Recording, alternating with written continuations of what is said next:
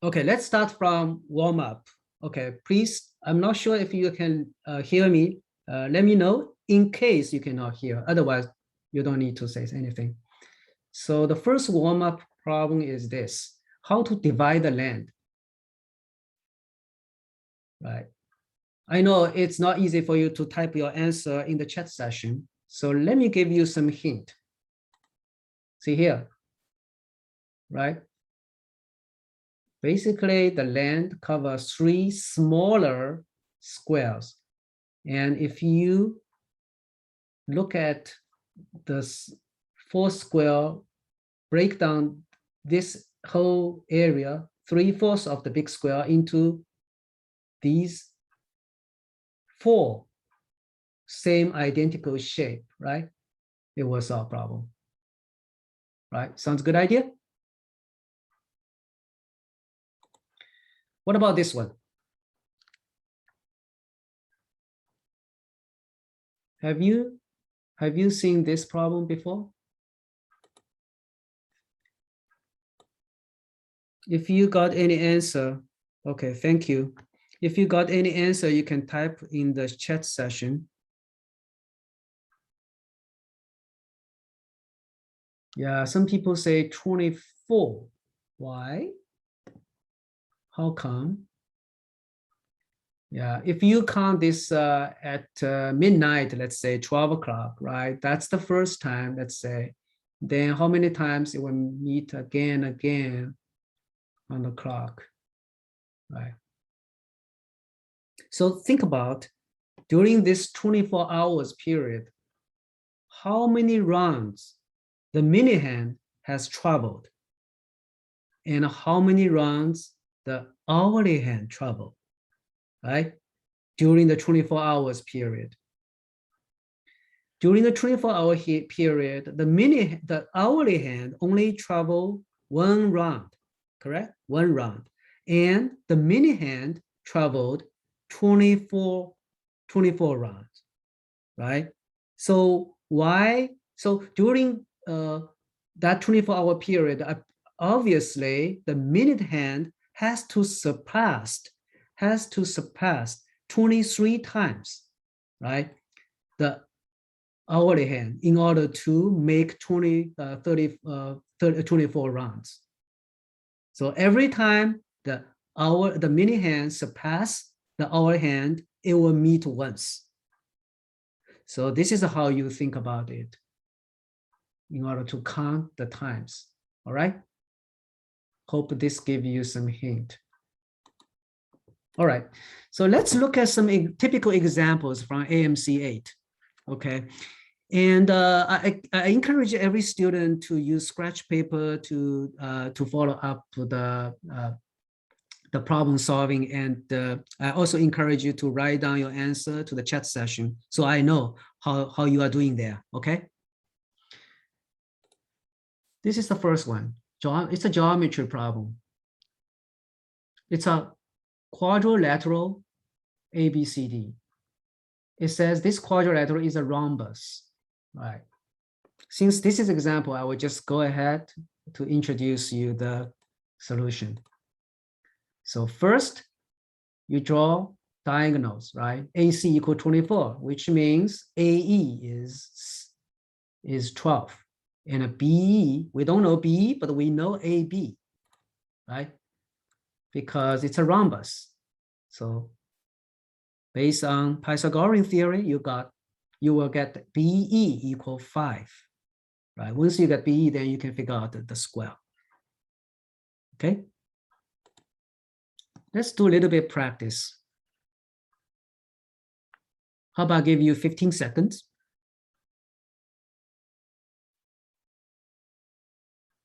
You can type your answer to the chat session if you want.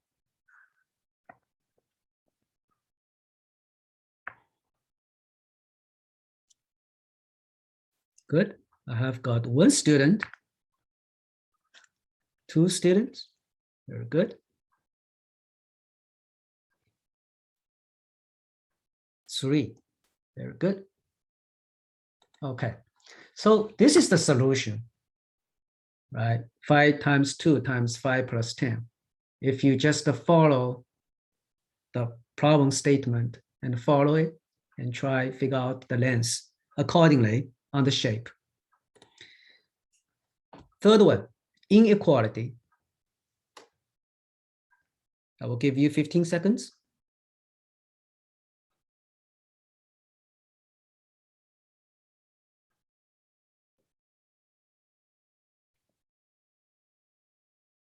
I got one student's answer.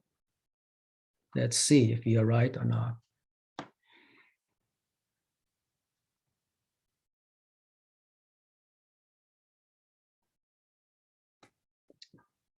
Okay, quite a few students now. Solution. You need to look at the x plus 4 over x. What is x here? Right, in 19 over 15, 19 over 15 is x is 15, right? So if you look at x equal 11, or x equal 13, x equal 15, right? It becomes this, right? Make sense? The order is just reversed from here to here, but the idea is the same, right? You started from 4 over 11, 4 over 13, or 4 over 15, which is clear. Yeah, the bigger the denominator, you know, the smaller the whole fraction is. And when you add denominator to the numerator, right, like this, it becomes 15 over 11. Like this becomes 17 over 13. Then you actually use this kind of a model, x plus 4 over x, right? Basically, from this inequality, you add 1 to each fraction. Then it becomes this, right? As I said, the order is reversed, but the idea is, as you know, just add 1 to each equation, to each fraction. So the answer is E is correct. And I saw some answer A. Please think about it, rethink about it. Okay, move on. Reading comprehension, as I said in the previous slide, right? Reading comprehension is one of the challenges there. To think about this one.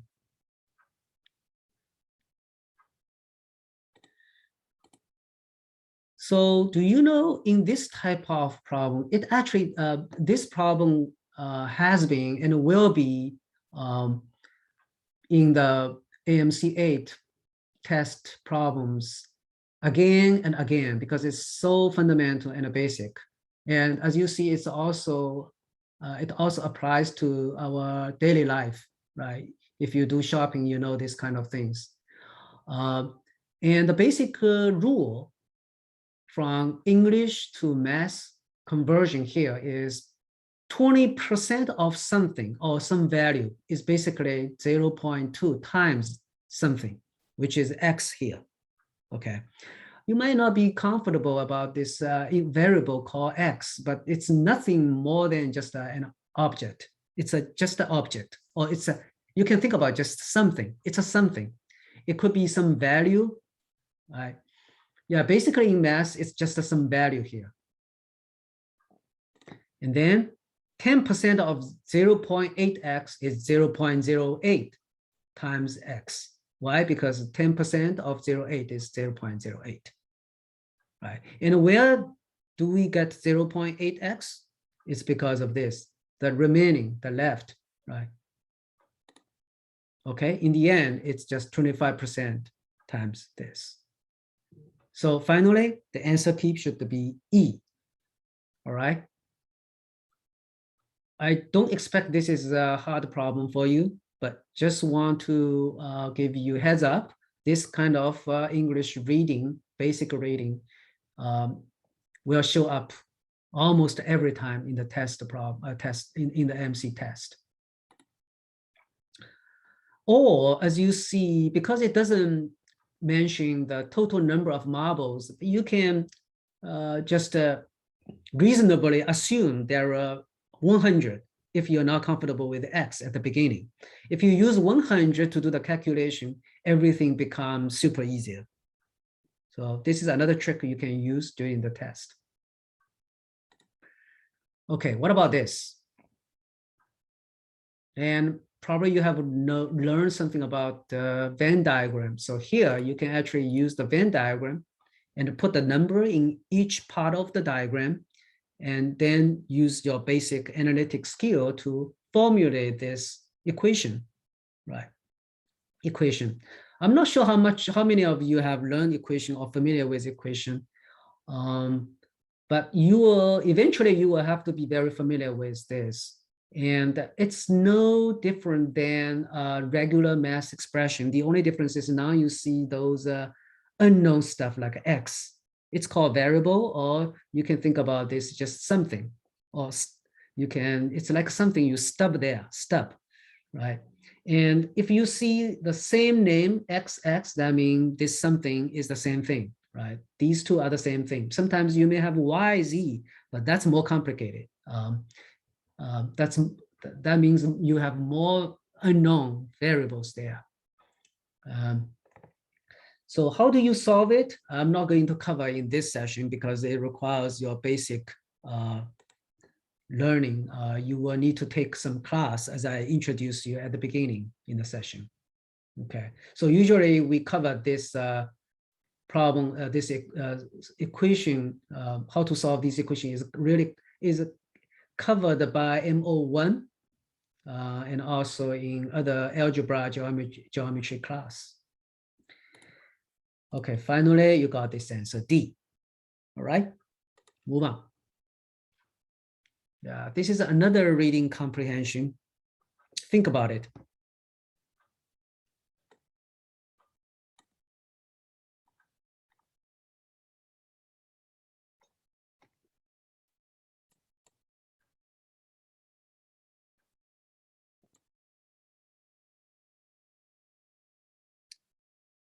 Anyone has got any answer yet for this problem? How do you interpret graph using math concept?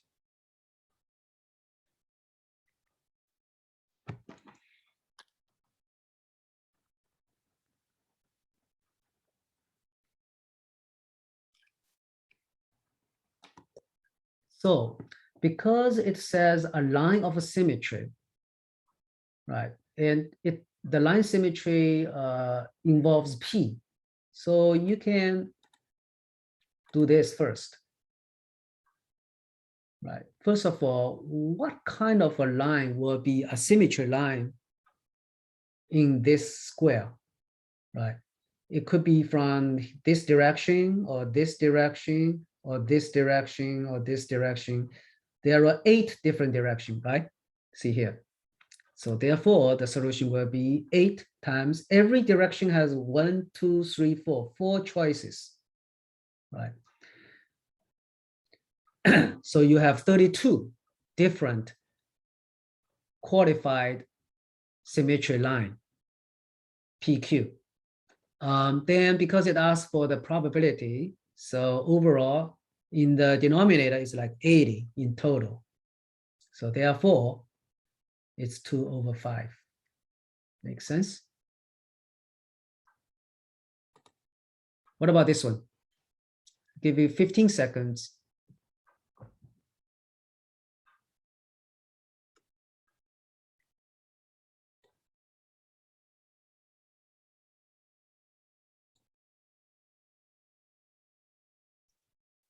Can we just shout the answer out?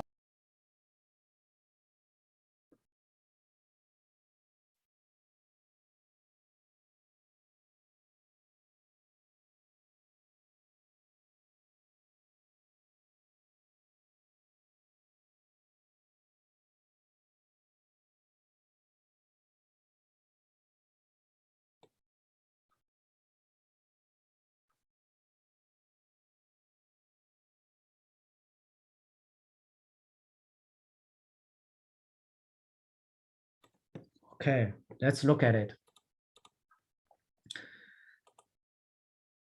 So from reading, again, from reading, you know that D is impossible, right?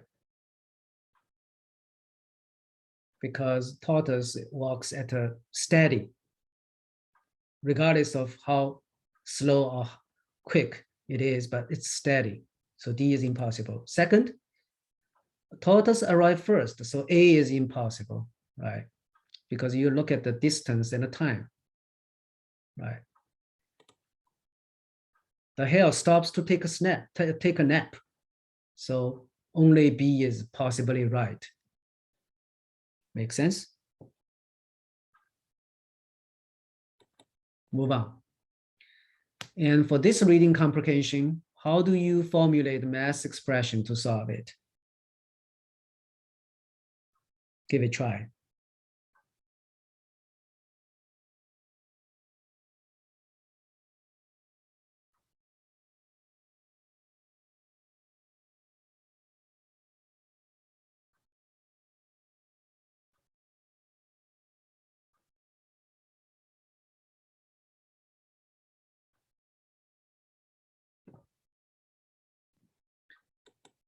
Okay, in terms of solution, you really need two variable, x and y, so that you can formulate this expression. Yeah, so as a beginner of algebra, sometimes you might be concerned about number of variables, right? When you see two or more variables there, you'll be upset, but you actually don't need to. What happens is you can define any number of variable at the beginning, as long as it helps you to formulate an expression. So once you have formulated expression, then you can find a way to sometimes eliminate some of the variables, right? No, because you know x plus y is 148. So you can, right, from this expression, immediately get x plus y equal to what, right? And then the lowest possible score. So as you see here, from this solution, it's clear to you, right? You don't necessarily need to find the two numbers because you only need to find out the lowest possible score, which means you figure out the range, the rough range about the number, and then you try to narrow down basically what could be the lowest possible number from here, right? Just from this x plus y by referencing other numbers as well. Okay. Let's do a little bit of practice here.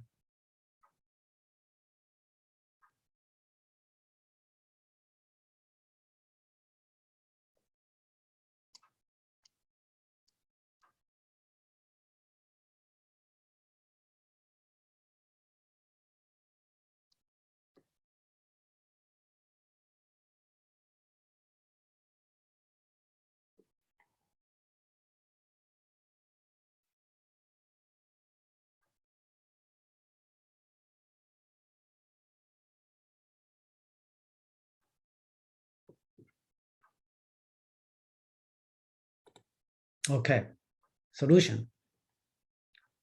So first, the key is to find how many people wearing both caps and sunglasses, right?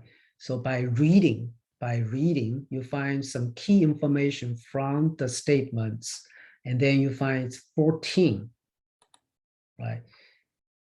And therefore, you got this quickly. You can quickly get the answer, right? Next one, statistics. In AMC 8, there is some test about how much basic knowledge you have about statistics. Statistics is sometimes it's a big topic.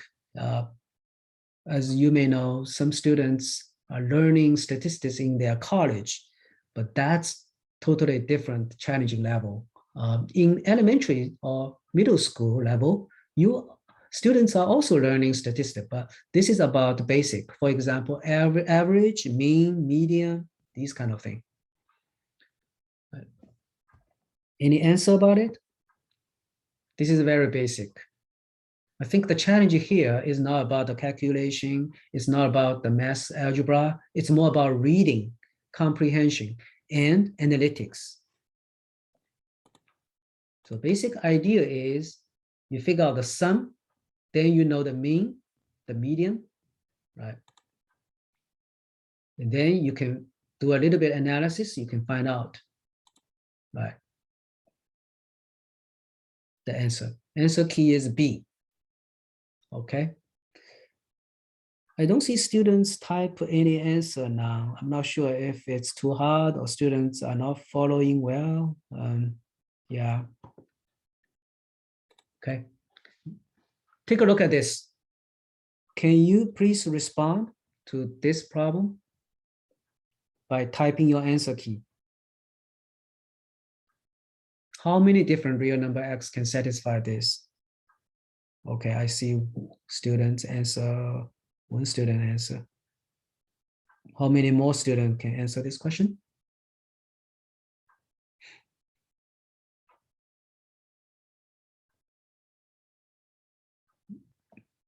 Okay, let's see. Right?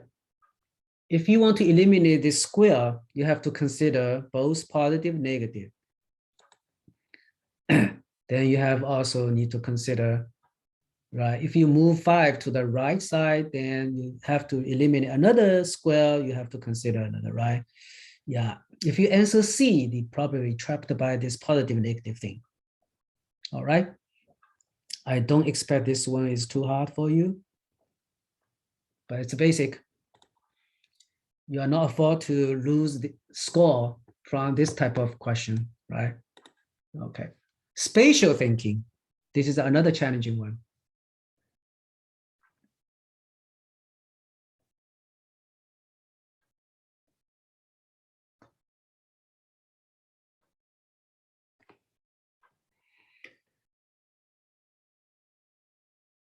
Okay, let's look at solution A. So first, to the audience, B is on the top, no doubt, right? And R is on the side, one of the sides. There are 4 sides, one bottom, one top. And G is on the right side, right? Then second, and W should be on the left side. And therefore, by looking at it, you will find P must be on the bottom. So answer key is A. Okay. And there is another solution, B. You can look at the pattern, right? All faces are next to R except for A. So this is an interesting finding by looking at the statement and also try to figure out the pattern from the shape, given shapes. Let's move on. This is about logical analysis. I'll give you a little bit of time to think about it.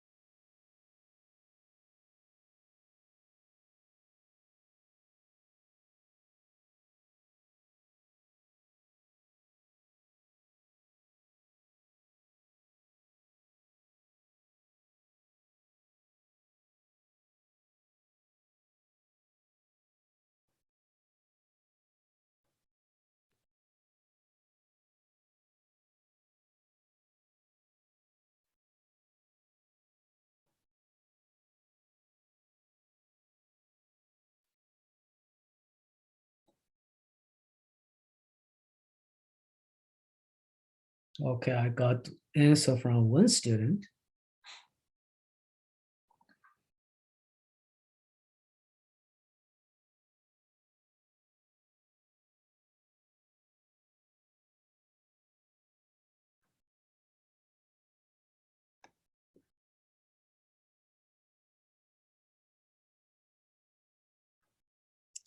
Okay, I got answer from, well, quite a few students. Okay, let's see.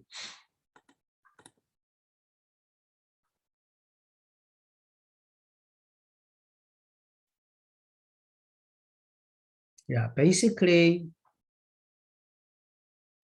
if there is only one game between every two teams, then 5 games per team, right? But now there are, I think, play each other twice. So it is impossible for any team to have 5 wins or 4 wins, 1 draw, right? And the 3 top score teams may have 3 wins, 2 draws, which is 11 points, or 4 wins, 1 loss, 12 points, right? Yeah, why it's impossible? Because if you look at 3 teams and the same number of total points, the top 3 team. So if you compare this, then greatest possible total points for top 3 team is 4 wins, 1 loss. Giving such condition, playing twice, then the answer is 24. Okay. So the correct answer should be C. Let me see who got it right. Oh, there's one student got it right.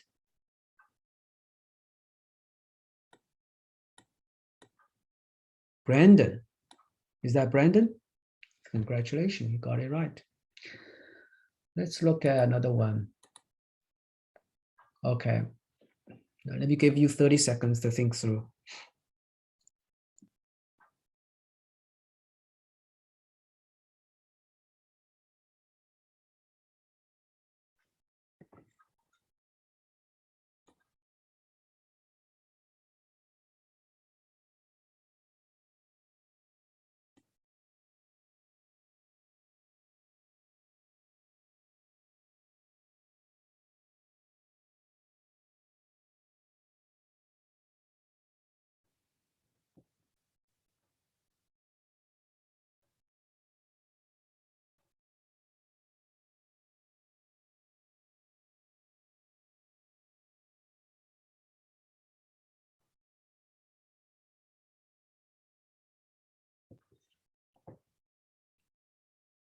Okay, let's look at it.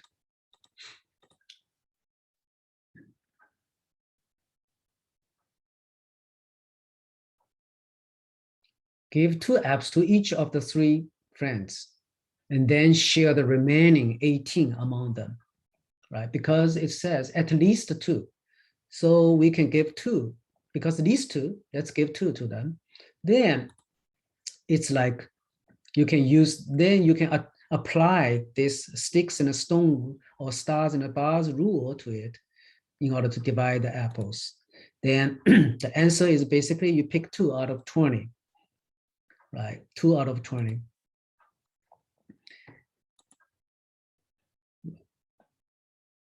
So this is called sticks and stones. Our class like MO1, MO2, in some case MO3 or 4 have quite, I think they have some dedicated class session to explain how you can solve this type of problems. And it goes very in depth. So for some students who haven't taken MO1 up to MO4 before, I would recommend you take that class so that you will get more idea about how to solve this type of counting problems.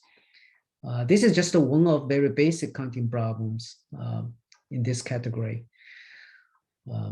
Today, I'm just using one example from AMC8. Actually, there are a lot in AMC8, even in AMC10, 12 as well. Okay, we have some time left. We can move on to the appendix part. Probably you have heard about chicken and hares, this type of problems. From the problem itself, you don't see chicken hare, but it's really about chicken hare, essentially. Same type of problems, right? It's a coin among quarters, pennies, right? Anybody has got any answer? How many quarters?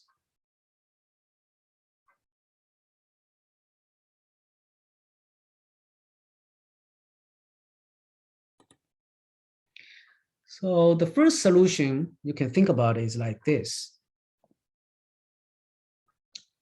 right? You can assume if all of the coins are pennies, then what would be the difference between this all coins equal pennies, or some of the coins are not pennies, like this, 91 cents, right? So if all the coins are pennies, then you based on this expression, you find, oh, there was 72 cents difference. Why? Why it costs 72 cents difference when all of them are pennies? It clearly means some of them are not pennies. So how about the exchange from penny to quarters, right? If I change 1 penny to 1 quarter, then it will make 24 cents difference, right? It will make up 24 cents. So what if I make 3 times for the 72 cents, then it will become even, which means there are 3 quarters, right? So solution 1, if I use an experimental scenario, it is like two child, let's say 2 child, one holds all of the, let's say, one child holds all of the, let's say, pennies here, right? All coins are penny. And then he tried to exchange his penny coin with quarter coin. So every one exchange from penny to quarter, the child will gain 24 cents. But in order to make up or gain 72 cents, he has to exchange some of his coins from penny to quarter 3 times, which means at the end, the child will have 3 quarters, right? If I explain this way, I'm not sure if you can understand. However, if you look at solution 2, we use the algebraic thinking. Right? We define, okay, I don't know how many quarters there, but let's say there are X quarters. I don't know X equal what, but we will find it out. If X quarters, then obviously there are 19 minus X penny, right? And I know that 25X, because every quarter worth 25 cents, and every penny worth just 1 cent times 1. So they should come up as a total equal 91, right? And simplify it, I got 24 times X equals 72, which is exactly this, see? So the algebra you are trying to learn is just trying to simplify the arithmetic approach. See here, right? Or in other words, your arithmetic approach is just a part of the algebraic methods, algebraic process, let's say, right? In algebraic process, you define it, then you formulate the expression and you solve it. And guess what? When you try to solve the variables, you are actually doing arithmetic calculation, right? I hope this example shows you the difference between arithmetic approach and algebraic approach. And I hope you also understand the advantage by using the algebraic approach here, right? Without compromising the beauty or art of the arithmetic thinking here. So I hope in the future you have an idea, hey, what algebra is really going to do for you, right? First, it helps you quickly define the variable for you to solve. And then the second step is to formulate expression. The first step is just to solve the variable in the equation. 3 steps in the algebraic thinking, but it's more kind of formulated procedure for you to solve problem. It makes things easier. And if you have learned a little bit programming, you know, because it's already formulated by several steps in a kind of procedure, then you can easily program them, right? And let the computer to work it out for you, rather than you do it by yourself here, right? Basically, this will be embraced within this algebra approach, right? Does it make sense? We have another 2 minutes to go, so let's do last one here today, right?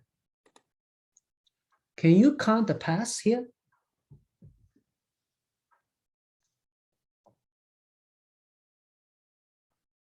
Yeah, this problem is not from math school. It's from, it's not from AMC 8. It's from math school, another math competition.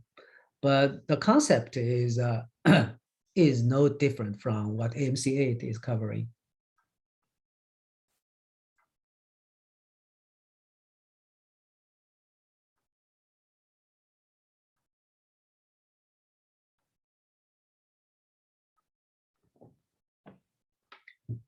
Any idea how to solve it? Okay, I saw 3 students who have given out their answer. Let's see.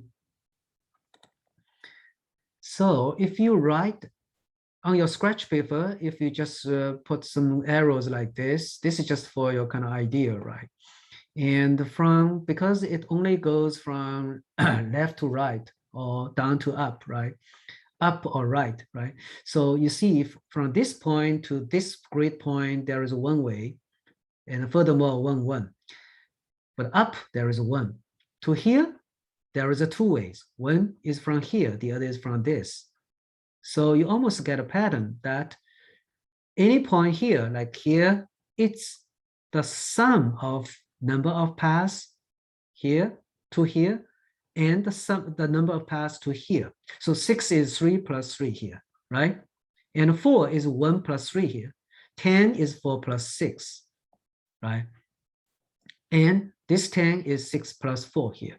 So in the end, in order to figure out this one, you actually go backwards to figure out this, and to figure out this, you have to figure out this. You always go backward, right, from the starting point.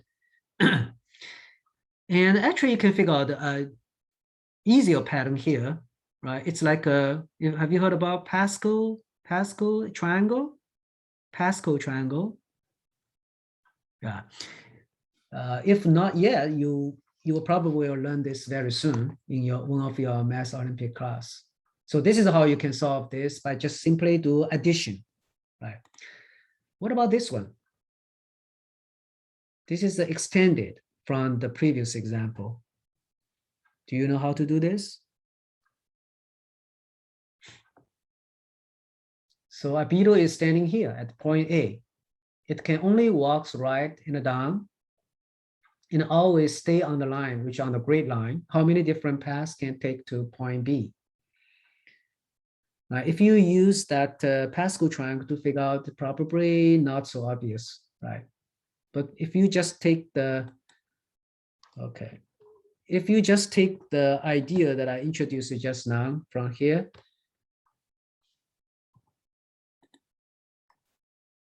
the idea here, right? Always go backward and figure out this one, and then in order to figure out this number, you go back, right? And until the starting. So similarly, in order to figure out this, because you know it's right or down, so this number should be this plus this, right? And this number should be equal this, because there is nothing from down, from up. And this number is only from here. And this number is this plus this, right? Similarly, for this one is this plus this. For this, equal to this. Make sense? Yeah, you can do this on your scratch paper to figure out how many. Okay? And the time is up. So today we will just start.